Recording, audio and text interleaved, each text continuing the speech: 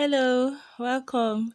Today we are making this braided bun, which is an alternative to like gel updo because this is going to last longer definitely.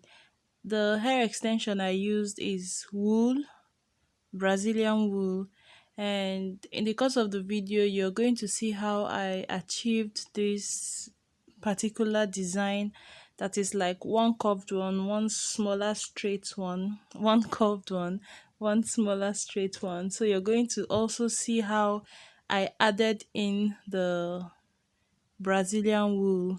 So I used four strings for each of the braid.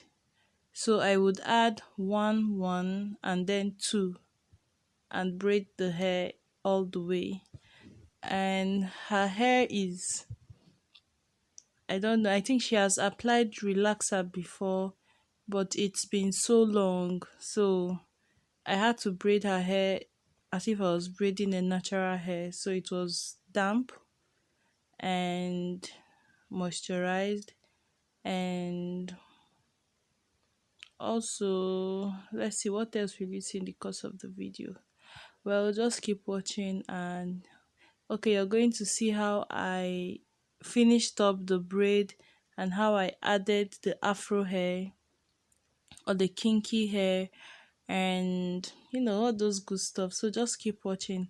I implore you to please be supportive of the channel by not skipping the ads as you watch, so that we can make some coins and grow. Growth is good, yeah. Better video qualities will come up. And for everybody that has just spent any second at all on this channel, I sincerely appreciate you, and I send you love, light, and blessings.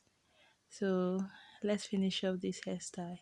And I appreciate this, my pretty client. Thank you for letting me film your hair tutorial. God bless you and yours. So let's keep enjoying.